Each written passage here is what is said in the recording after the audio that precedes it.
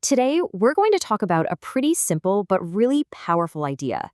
What if your digital life could actually move with you, from one app to the next without any friction at all? Okay, so let me ask you this. Have you ever found yourself staring at a sign up form just thinking, wait a minute, didn't I just do this for another app like 5 minutes ago? So, you sigh. You come up with another username, another password that you are probably going to forget, and you're just left wondering, why does it have to be this complicated? Or how about this one? Have you ever wished you could just ditch an app for a new, better one? But then you think about leaving all your photos and your friends and your entire history behind, and it just feels, well, impossible. Well, you should know that feeling of being stuck. It is not an accident. It's actually a core feature of what you could call the internet's walled gardens. See, right now, pretty much every app you use is its own little island. All your stuff, your photos, your messages, your followers, it's all locked inside that one app. So if you decide to leave, yeah, you have to start completely over from scratch. And listen, this isn't some kind of technical problem they can't solve. It's a full-on business strategy. Apps are literally designed this way to keep you from ever leaving. The logic is dead simple. If your data stays, you stay. And this whole lock-in thing is tied to an even bigger problem, the business model that basically runs the entire internet today. Let's call it the attention economy trap. It's the reason why so many apps are built to do just one thing: capture and hold your attention. We're talking about those endless scrolling feeds, the hyper-targeted ads that follow you everywhere, and of course, the constant notifications, all designed to just pull you right back in. It's all connected, you see. The more time you spend inside their walled garden, the more ads you're going to see, the more data they can collect on you, and at the end of the day, the more money they make. But, and this is a big but, it doesn't have to be this way. What if we could just flip the entire model on its head? What would an internet that was actually built for you even look like? Let's start with a really basic question. What if your data actually belonged to you? I mean, really belonged to you. Not the app, not some giant corporation, but you. What if you could switch apps and just take everything with you? Your profile, your followers, all of your history? This gets us back to a really core, human-centric idea about technology.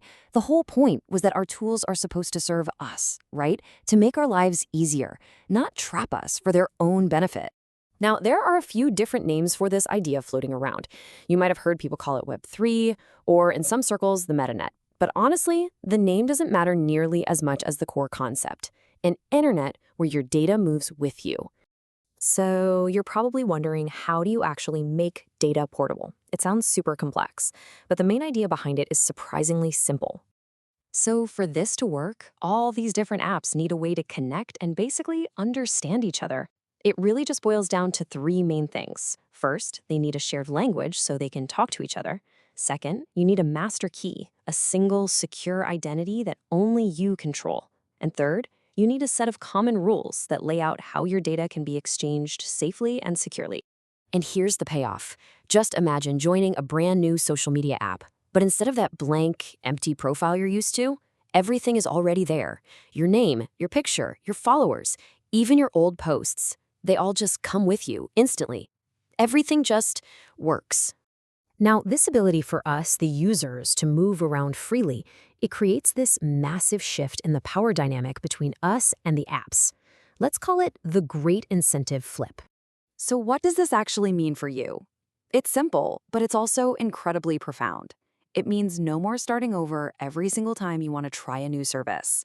No more being locked into an app that you don't even like anymore. And no more platforms holding your digital life hostage. As John Calhoun, who's a key developer in this space, puts it, the goal is to get rid of the middlemen that stand between you and your own data, and between you and the services you want to use. Okay, let's just break down the difference here. In the old model, the apps control your data to keep you locked in. But in this new model, you control your data, which means you can leave anytime you want. And when you can leave, well, apps suddenly have to compete by actually being better, by offering better service, better features, and a way better experience. And the best part is, this isn't controlled by some single company. The technology behind all this is open. Think of it like a public rulebook that anyone can use to build apps that work together. And while teams out there help create the tools and standards, the whole ecosystem is open for anyone to build on and innovate. So, what's the big takeaway from all this? The internet doesn't have to trap your data, and it doesn't have to trap your attention. It can finally work the way it was always meant to, an internet where you have the freedom to choose any app and take your entire digital life with you.